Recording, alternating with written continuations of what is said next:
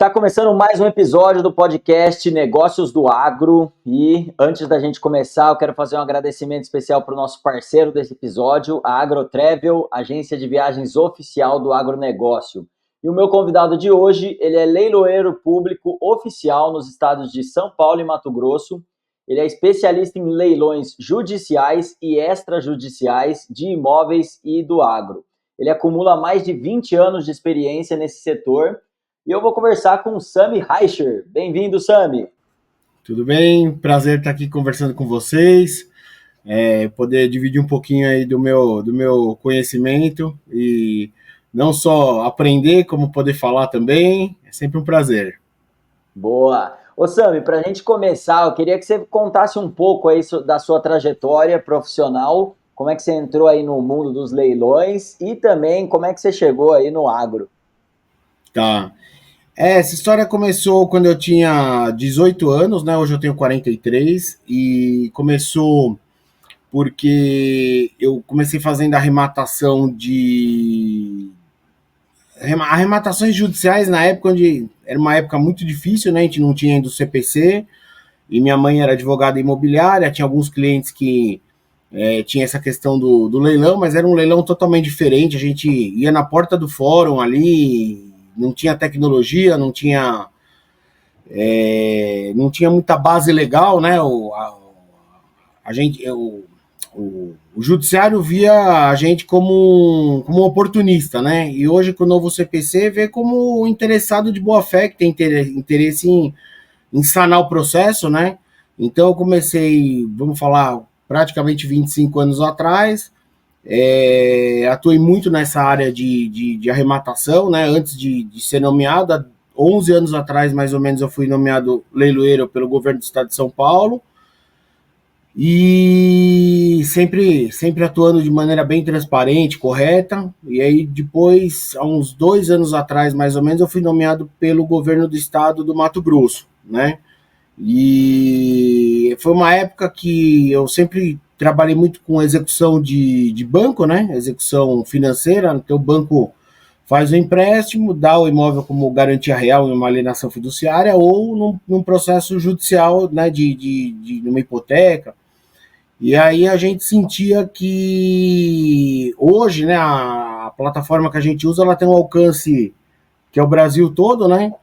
E às vezes os leilões ficavam lá mais restritos ao conhecimento dos interessados da região, né? E aí a gente conseguiria ampliar isso aí para a famosa Faria Lima, né? Que hoje é um grande comprador de terras, né? Então eles fazem operação financeira, né, na Faria Lima, mas as terras são no Mato Grosso. Então a gente conseguiu fazer essa fusão, né, do interessado que paga bem aqui em São Paulo, a gente atende ele aqui, mas a terra expropriada na rede mundial de computadores, que a gente já tive até arrematante até de fora do Brasil, né? Então a gente consegue ter esse alcance. No agro, então, eu entrei cobrindo aí essa possibilidade, né? Não desmerecendo os leiloeiros lá da região, mas prestigiando aqui os arrematantes daqui, né? Que a gente tinha uma facilidade para conversar, explicar.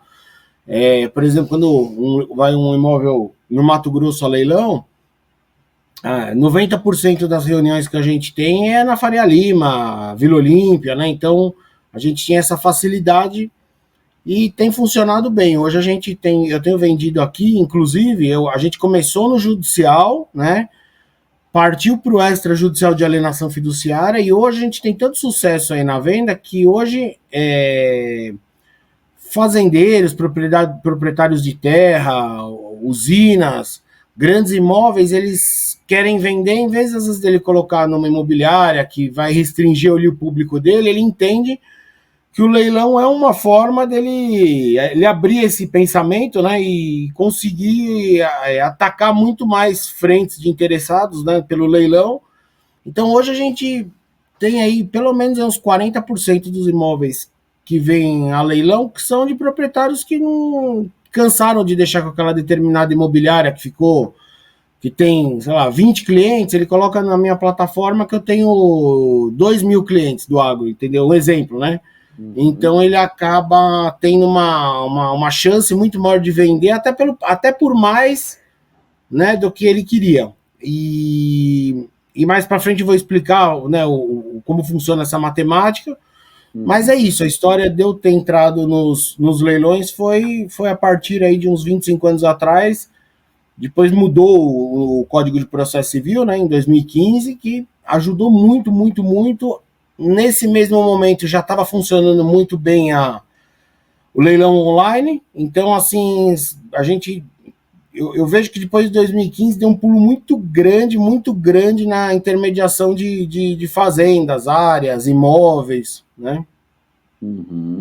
Legal. E, bom, queria que você explicasse para o pessoal, principalmente para os leigos que não estão acostumados com isso, como é que é o processo do leilão, né? Então, normalmente, você até contou uma coisa aqui que eu não sabia.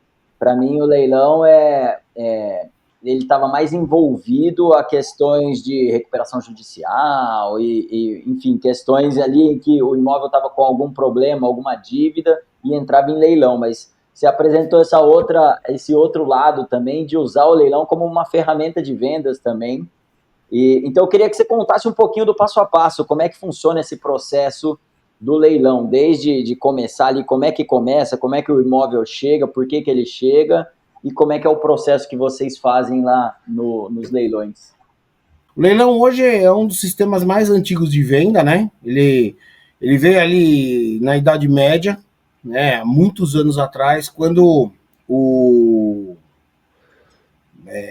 assim, cada vez que a gente vê uma história diferente, cada vez tem um início contado de uma outra forma. Mas assim, o que eu hoje vejo, que eu mais tenho convicção de que foi onde começou, foi quando os pescadores eles vinham do mar, né? E aí eles não tinham tempo para ir levar loja em loja a pescaria deles, né? Então eles colocavam na praça central lá da cidade. E aí todos os lojistas, comerciantes iam lá comprar, né? E aí o leilão, ele é uma matemática diferente da compra e venda normal, né? Ele é uma compra e venda normal. Você dá o teu preço e a pessoa barganha para menos, né? No leilão, ao contrário, você já dispara com o teu preço mínimo, né? Menos que aquilo não tem, ou você fala para alguém, ó, qual que é o mínimo que você dá? Tanto, e de lá para frente começa o leilão. E então isso foi se estendendo porque ele tinha que ter rapidez na venda, né, dos peixes, porque chegava a dado momento ele começava a estragar, não dava tempo. Então ali nasceu, né, isso há muitos anos, mas muitos anos atrás mesmo, né, a profissão é uma das mais antigas. No Brasil ela foi regulamentada em 32, né, através de um decreto, mas ela na Europa, assim, ela sempre serviu Europa. Hoje, por exemplo, você tem, vamos dizer, você tem um carro que foi uma gravação do filme do 007, né? Em vez de você colocar na internet por um valor, você coloca num leilão e você pega 20, 30, 40 vezes o valor inicial, né? E aí o leilão, no mundo inteiro, ele sempre foi visto como uma forma de venda, né? Nos Estados Unidos, por exemplo, você tem uma casa que pertenceu a, sei lá, um artista, alguém muito famoso, ó, leilão da casa tal. Então ele sempre serviu para valorizar o ativo, tá? Não para desvalorizar o ativo. Mas no Brasil, infelizmente, tudo que chega aqui, a gente chega com preconceito, né? Então ele começou a ser utilizado para fazer leilão judicial, que era expropriação forçada. Então, ó, você me deve, o Fábio me deve 1 milhão, ele não me paga, eu vou ter que ir pegar o apartamento dele que vale 2 milhões e vender a 1 milhão e 200, ele paga a minha dívida e sobra 200. Então, na verdade, é uma venda forçada, né? Você fica, mas você tem o tempo para pagar, ó, 2, 3 anos ele não me pagou, vai a leilão. E no Brasil, hoje existe esse preconceito, você fala, tem um carro de leilão. Comprei um carro, descobri que era de leilão. A pessoa fala, pô, mas não vale nada, mas o carro... Mas na verdade não, é uma forma de venda. Às vezes o carro tava, sei lá, era um carro que pertenceu à diretoria de uma empresa que eles não querem colocar a venda no Web Motors porque eles não têm interesse de ficar recebendo as pessoas, né? Então eles vão e colocam no leilão já, dispara do preço mínimo, passou dali, passou e pronto, né? E isso no Brasil, até uns anos atrás, esse preconceito existia muito forte. Então, assim, quem comprava um carro em leilão era um investidor que ia lá, arrumava, fazia tal. Veio o leilão eletrônico, as pessoas começaram a possibilitar as pessoas a ter essa facilidade de comprar. E hoje os imóveis também são assim. Eu faço, por exemplo, muito imóvel aqui em São Paulo, que são imóveis de fundo de, tipo, vamos dizer, o BNDU de um banco, né? Aqueles imóveis que por algum momento eles entram para dentro do patrimônio e são um patrimônio meio, não é estressado porque já está lá, mas o banco também não tem aquele apego, então ele vai lá e coloca em leilão. Mas a gente vem de uma época, eu principalmente, venho de uma época do leilão judicial, né? A gente vem do leilão judicial. Então a gente tem a preparação para o leilão judicial, né? O juiz indica, o advogado indica a gente como leiloeiro, o juiz tem que aceitar, o juiz fala, eu aceito que seja o leiloeiro SAMI, me intima pelo portal do tribunal, né? A gente tem um portal que o juiz, vamos dizer, em palavra vil, ele é a minha comunicação com o juiz, né? Ele intima a gente prepara os editais, manda para o juiz homologa, fala, ó, tá legal, tá bem feito, ou muda aqui, muda ali, o índice aqui tá errado, eu quero 50%, você colocou 60%. Normalmente aqui, por exemplo, muito difícil a gente ter um leilão que a gente tem algum tipo de mudança. Tem juiz ainda que manda a gente mandar em Word, ele faz os ajustes e publica. Publicou, a gente intima todos os que estão lá na matrícula, né, como credores. Uhum. E aí esse imóvel vai a leilão. Ele indo ao leilão, o dinheiro ele entra para um, vamos dizer, para um caixa virtual, né, que fica um depósito judicial em nome do arrematante até pagar todo mundo. E aí todo mundo vai habilitando lá. Isso a gente acabou estendendo para o extra, né, para o extrajudicial patrimonial, porque assim o sistema é mais ou menos parecido, só que a gente que faz o edital publica, né, publica ele. Caso tenha que fazer intimação, a gente intima, caso não tenha, às vezes a pessoa quer só vender o imóvel dele. Uhum. E aí a gente coloca na internet, faz a divulgação, já direciona para quem a gente sabe que compra, né? E esse é um resultado bacana, né? Hoje as imobiliárias, no começo as imobiliárias brigavam muito com a gente, né? Porque achavam que a gente estava tomando conta do business deles, né? Uhum. Hoje eu tenho muita imobiliária que me procura porque ele fala, olha, o cara quer vender, tá 4 anos comigo para vender, eu não tenho, já mandei para todo mundo e o cara me liga todo dia. Então a gente coloca esse imóvel no leilão como se fosse uma venda particular mesmo, não existe, hoje não tem aquela mácula, meu imóvel foi para leilão, vai valer menos. Para imóvel não tem isso, não tem valer menos ou mais porque foi para leilão. E a gente dispara, assim, hoje como já são 25 anos na área, a gente já sabe quem compra, quem não compra. Eu, por exemplo, sou muito atuante, né? A gente já se encontrou em vários eventos aí do agro, então eu sou muito atuante de estar perto do arrematante, perto do... né? Eu faço esse link, né? Eu tento estar perto também de banco, porque às vezes o pessoal não quer não tem a liquidez de comprar uma fazenda de 10, 15 milhões, ele faz essa operação casada junto com o banco. Uhum. E a gente consegue, numa grande maioria, né, chegar no sucesso que é vender, né? E hoje as próprias imobiliárias têm conversado com a gente para poder colocar os imóveis deles e resolver de uma forma ou de outra, né? Legal. E o papel seu como leiloeiro é não só organizar esse processo todo, mas então também de mobilizar e atrair os possíveis compradores, né? Sim, sim. O leiloeiro, na verdade, essa é uma grande pergunta que muita gente faz para mim, principalmente para todos os leiloeiros, né? Já estou em muito grupo de leiloeiro, a gente sempre até brinca, né? Que o pessoal, todo mundo sonha em ser até o cara ser e vê que não é uma profissão fácil, porque é uma profissão que a gente não faz em cima de um CNPJ, e sim do nosso CPF, da nossa pessoa física. Então, a gente responde um erro com o nosso imóvel, com a nossa casa, né? Então é bem complicado, porque é uma coisa que você tem que prestar muita atenção, não é fácil. né? Mas mais que uma nomeação, mais que qualquer coisa, o leiloeiro ele é um cara que ele tem que ter uma boa parte, um bom relacionamento comercial, né?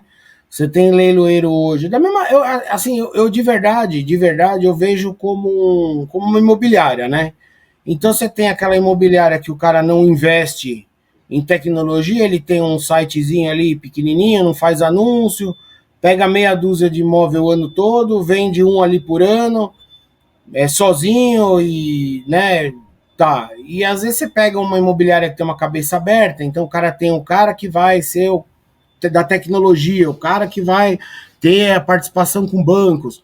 Na verdade, o leiloeiro ele é essa imobiliária, só que ele tem que saber distribuir internamente, certo, né, para cada um, sabendo da responsabilidade dele. Tipo, eu aqui no escritório eu tenho um monte de colaborador, mas assim, seja terceirizado ou colaborador interno, mas a gente não pode largar na mão da pessoa, porque se eu vender algo que em tese tem algum problema, eu vou responder na minha física, né? Então, é muito importante a gente sempre estar muito presente. Eu, por exemplo, eu viajo muito, eu viajo o meu mundo inteiro, não é? Antigamente era Brasil, mas eu vou muito para Nova York nos eventos do agro. É um investimento alto, é cansativo, porque você deixa a tua família, né, para às vezes passar 10, 15 dias fora. A primeira viagem é super legal, você fala, tô aqui, tô em Nova York, divulgando tal. Na segunda, você já não. Na terceira, você já quer vir para tua casa, então é cansativo. Mas para mim me realiza, né, na minha parte pessoal, porque a gente consegue fazer as coisas, né?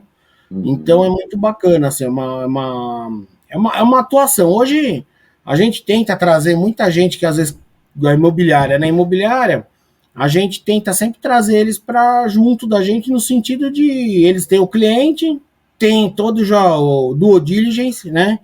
Do imóvel, então eles sabem toda a história do imóvel, se tem algum problema, se não tem. Se tem, a gente vende, mas aí a gente toma algumas cautelas. Então, por exemplo, o imóvel tem uma alienação fiduciária com o banco X. Aí eu, como eu tenho esse contato com os bancos por estar nos eventos junto, ele liga, olha, ele quer fazer o leilão, mas ele quer a assinatura de vocês. Se ele vender, ele vai quitar. Primeira coisa, então faz um documento, eles assinam junto, legal, não tem problema.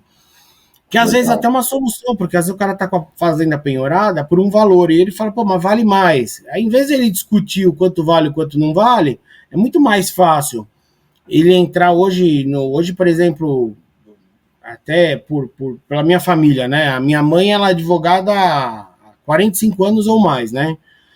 E ela sempre teve aquele contencioso imobiliário rígido, né? Que não tem acordo, falar com o cliente, não quero saber. Hoje os bancos, eles pela lei de mediação e arbitragem, negociação, né? Hoje existe muito essa possibilidade, às vezes antes do cara perder para um banco, tentar um acordo numa arbitragem, na arbitragem preveja o valor que ele quer. Ó, tudo bem, a gente vai tentar, tua fazenda vale 10 milhões, se alega que vale 15, mas aqui para a gente leiloaria ela por 6.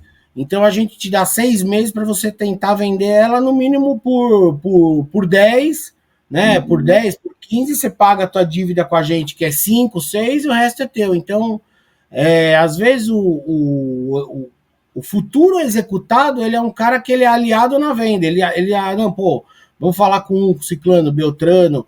Então ele ajuda o leiloeiro, entendeu? Essa cabeça é uma cabeça meio difícil, principalmente no agro. Ela é muito difícil, porque hoje, infelizmente, você estava até numa palestra que a gente participou lá na Berrine, falando sobre. Você estava, acho que foi quando a gente se conheceu, que a gente estava até falando sobre a má utilização da recuperação judicial e falência, né? Sim, sim. Então, hoje, infelizmente, a gente tem bons advogados que usam a lei de maneira correta, né? Fato, está precisando entrar com a recuperação, é melhor do que uma futura falência, né?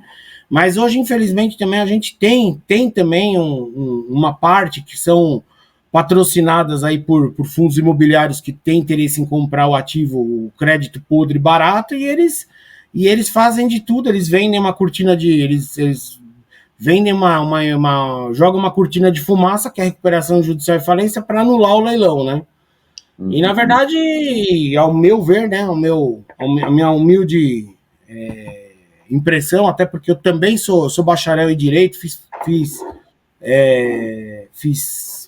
especialização em Direito em Nova York, fiz especialização em Israel também. Então a gente sabe, né, detectar o que é uma má fé do que é uma, né, fiz curso de fraude processual, fraude de execução. Então a gente tipo sabe já no mercado quem que é aquele cara, quem está com a recuperação mais para tirar dos bancos, né? E quando acontece isso, na verdade, isso é em palavras vil, é um câncer, né? Porque quando ele entra em recuperação judicial, o intuito não pagar o banco, o intuito é não pagar ninguém e vender esse crédito para um fundo imobiliário, e esse fundo imobiliário de um banco que, na verdade, está tirando de muita gente, que está tirando dinheiro de muita gente que foi trabalhador na empresa, que vai fazer um acordo ali depois.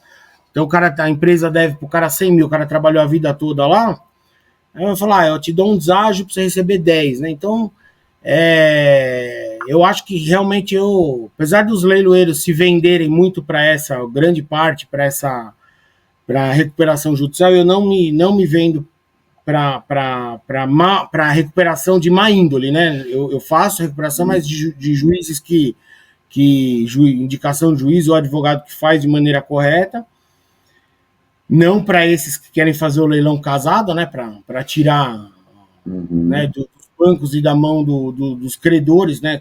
Funcionários, né? Credores em geral.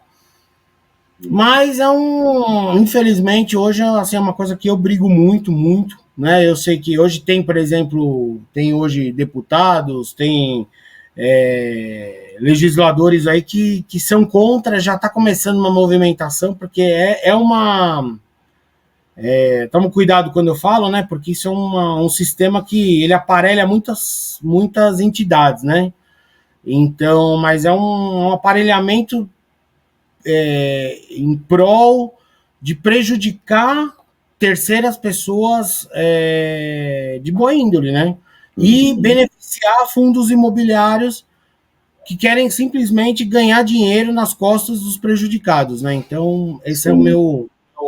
Mas é cansativo, porque a gente briga, e chega uma decisão lá em cima no STJ, STF, que é que é assim, que é assado. Então a gente, infelizmente, eu já, depois de tantos anos de profissão, já não tenho muito a perder, assim, já não tenho aquele medo, né? Então tem leiloeiro que tem medo, fala, não vou falar porque o juiz tal não vai me indicar. Eu já não tenho medo porque, assim, a gente quando trabalha certo, né? Quando trabalhar certo, a gente tem que não ter medo, né? Quem tem medo não vai ser operador da justiça nem leiloeiro. Quem tem medo vai ser psicólogo, vai ser. Né? Então é isso. Mas a gente briga pelo certo aqui, né? E voltando ao assunto, às vezes a pessoa é aquele cara que ele tem uma fazenda, ela tá penhorada por A mais B mais C, e a pessoa é de boa fé, né? Então a pessoa ajuda a gente a tentar vender. O banco também, pelo lado dele, também vai ajudar, porque tá vendo que a pessoa está querendo pagar de algum momento, né? De alguma forma está querendo pagar. E a gente consegue unir essa métrica, né? Banco, credor, devedor, interessados, né? Isso pelo leilão, né? Então é diferente, né? A imobiliária, às vezes, por exemplo, uma grande dificuldade hoje da imobiliária, principalmente num ativo aí que tem algum tipo de questão dessa, às vezes o cara tem, né, cliente, ele leva o cara, vou comprar, vou fechar. Na hora de fechar, o cara fala, pô, mas eu fui puxar aqui uma certidão, tua fazenda deve 5 milhões pro banco tal. Aí ele chega com essa proposta no banco, o banco fala, não, eu não vou tirar R$1, é assim, né? E às vezes pelo leilão ele entende essa possibilidade, porque sabe que tem alguém que está de perto olhando aquilo, né, para não ter nenhum tipo de fraude, tudo, né? Não, o leiloeiro, ele atua pra gente aqui, ele é um leiloeiro sério, né? Normalmente, assim, assim, a gente não pode falar pelos outros, né? Mas para ser leiloeiro a gente tem que seguir muita regra, então essa regra é muito difícil você ter um leiloeiro que faça coisas, vamos dizer, erradas, né? Então, uma grande maioria somos sérios, né? No modo geral, para não gerar um problema futuro, né? Legal. Beleza. E, Osami, quais são as principais vantagens aí de se comprar ou vender por leilão? Então, por exemplo, para quem está vendendo, consegue vender melhor, e para quem está comprando, consegue pagar melhor também? Essa acomodação, quais são as principais vantagens para cada um dos lados, né, das partes? A principal vantagem que a gente vê aqui, a principal, é para quem está vendendo, é a facilidade na captação de propostas, né? Então, quem está vendendo, ele tem essa. Ele vê propostas, né? Diferente daquele cara que colocou ali com o corretor e o corretor conhece 10 fazendeiros. Ele vai, fazendeiro, oi, tudo bem, eu tô com a fazenda do seu José, é uma fazenda de algodão, ela tem tantos hectares produtivos, tantos não, a sede é assim, assado, tem tantos funcionários. Ah, para mim não interessa. Ele vai para o outro. Ó, oh, fazenda, me interessa, mas eu quero dar em saco de soja, eu quero dar em permuta com a minha. E essa conta, ela acaba demorando muito, porque até se achar o cara que quer e que aí o cara consegue. Aí quando ele quer, o banco não faz para ele o parcelamento, enfim. O que a gente faz? A gente coloca isso no nosso site, divulga para muita gente, muita gente. Então, assim, se você tiver 1.000 pessoas que você divulgou e 10% se interessar, a gente está falando em 100 pessoas. Se dessas 100, 10%, que são 10 pessoas, estão interessados firmes, então o cara vai começar a dar o lance à vista, ele não vai ficar dando lance com permuta.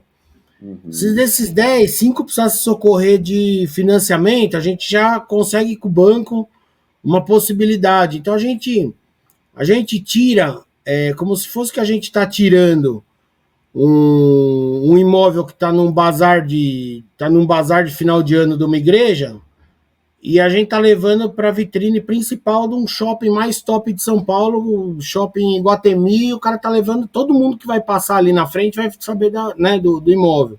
Legal. Esse é o primeiro ponto, que ele ajuda para os dois lados. E outro fato é que, assim, hoje, antigamente ainda tinha, alguns anos atrás, logo quando eu comecei como leiloeiro, né, uns anos atrás, ainda tinha uma questão meio vexatória, que às vezes o fazendeiro ele não entendia que o leilão era para valorizar o bem dele, né? Então, rodava na boca pequena que a fazenda do seu José está em leilão. Então o cara fala, porra, mas tá quebrado o seu José? Não, não é, né?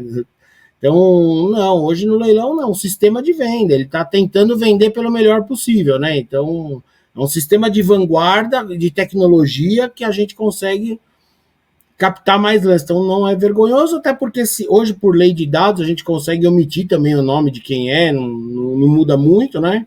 Até porque, assim, hoje quem compra fazenda não é... A gente tem aqui um índice no nosso site. Hoje o grande comprador de fazenda não é mais o concorrente, o inimigo lá da cidade, é a Faria Lima. A Faria Lima compra para montar uma estruturação que, numa grande parte, até ele vai arrendar para o próprio. Simplesmente ele só não vai ter um título dizendo que é dele, entendeu? Ele vai ter dinheiro para comprar máquina, para tecnologia, para viajar, pra fazer parcerias, né?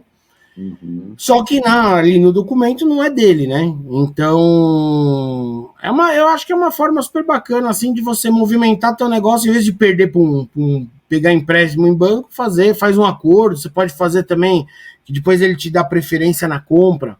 Ó, você vai comprar, vou usar por X anos e depois você me dá preferência quando você for vender essa terra, entendeu? Então, assim, é uma possibilidade bacana para todos os lados e rápida, né? Legal. E no agro, tem muita diferença aí entre os leilões que são nessa área do agro para os demais? Tem algumas particularidades do agro? E também queria que você Olha, falasse também se tem crescido essa procura dentro do agro, né, por leilões. a verdade é que ele começou muito. Esses leilões eles começaram muito os extrajudiciais, né, esses patrimoniais, eles começaram a crescer muito há uns anos atrás, que os bancos não conseguiam vender em leilão judicial ou extrajudicial os imóveis. Então, eles, no extrajudicial, quando você, de alienação fiduciária, quando você não vende, né, ele incorpora o patrimônio do banco, né?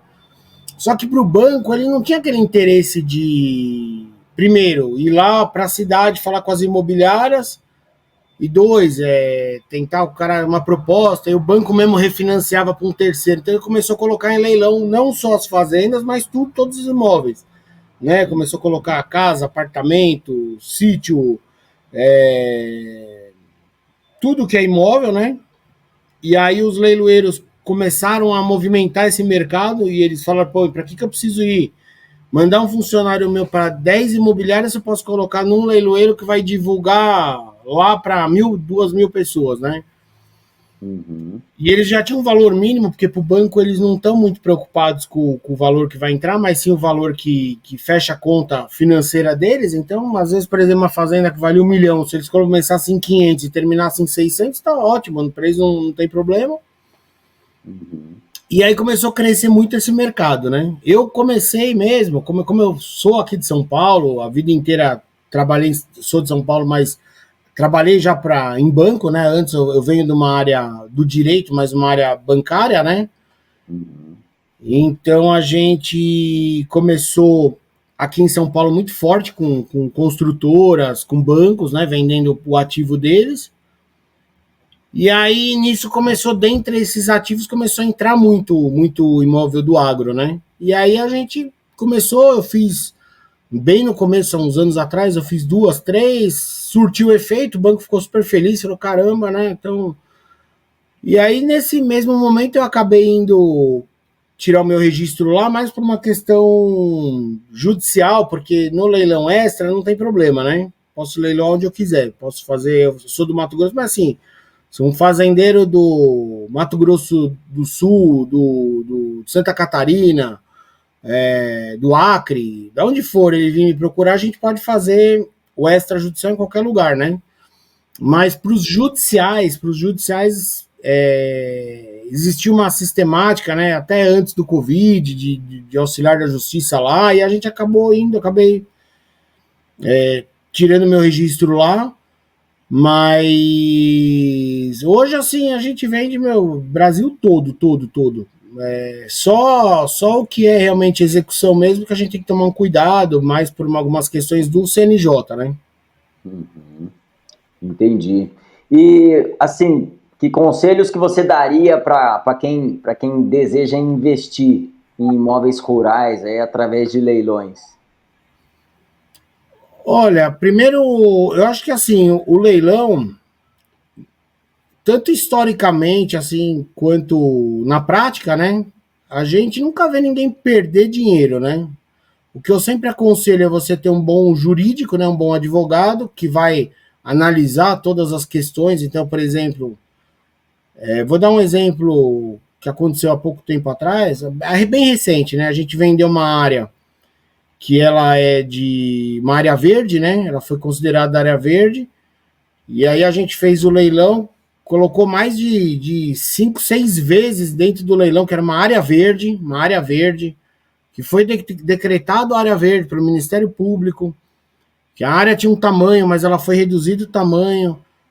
Mas colocamos por várias vezes, assim, sabe? Todos os clientes a gente falou, todos os clientes a gente alertou, a gente teve 14 habilitados, dos 14 habilitados que foram brigando até o fim, era uma construtora que precisava dessa área verde, e um cara, pessoa física, né? Uma empresa que era uma pessoa física.